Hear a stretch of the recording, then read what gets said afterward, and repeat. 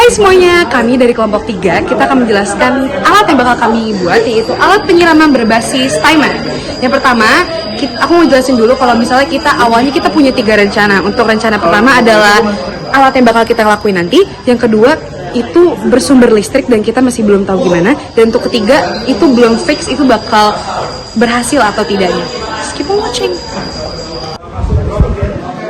Oke, jadi apa sih alasan kita kenapa milih rencana ini untuk dijadiin aksi nyatanya nih?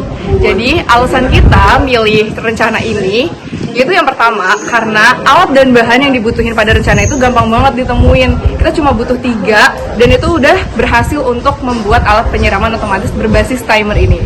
Kemudian yang kedua, harganya itu juga murah-murah dan hemat lebih tepatnya karena alat dan bahan yang kita butuhin itu juga dikit banget. Selain itu, tentang perancangannya juga itu tuh mudah banget untuk dilakuin. Dan itu adalah alasan kita untuk pakai rencana ini. Oke, selanjutnya adalah alat dan bahan. Alat yang pertama yaitu timernya. Timernya ini kita beli dengan harga 144.000. Selanjutnya ada selang. Kita selang butuhnya 5 meter. Nah, selangnya ini per meternya kita beli 5 meter, jadi harganya 80.000. Per meternya ini 16.000. Sedangkan selanjutnya adalah sprinkler. Nah, sprinklernya itu dari sana. Itu harganya 36.000 buat satu sprinkler. Untuk kelebihannya yang pertama yaitu untuk meringankan beban penyediaan air. Yuk. Lalu kelebihan yang kedua yaitu mempermudah pekerjaan manusia untuk menyiram tanaman karena berbasis otomatis. Ada 2 kekurangan penyiraman tanaman yang berbasis timer.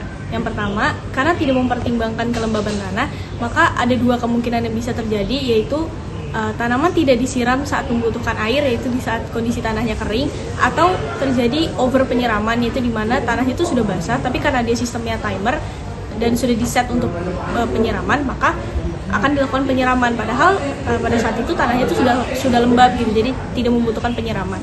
Nah, yang kedua, jika kita mengatur timernya secara asal-asalan atau tidak sesuai dengan sistem timernya, maka ada 2 kemungkinan, yaitu antara terjadi over penyiraman atau kekurangan penyiraman yang bisa menyebabkan tanaman mati.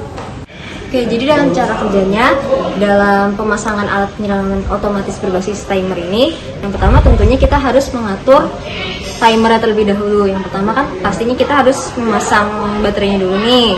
Kemudian yang kedua, atur waktunya.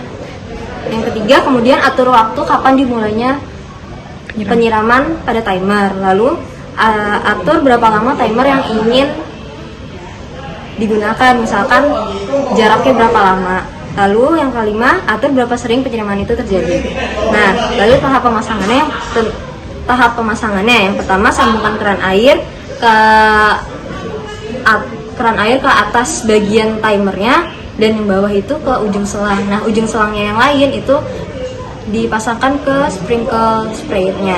Nah, setelah itu baru pasangkan sprinkle sprayernya itu ke posisi yang diinginkan. Nah, tinggal tancapkan saja ke bagian atau tanah atau posisi yang ingin disiram.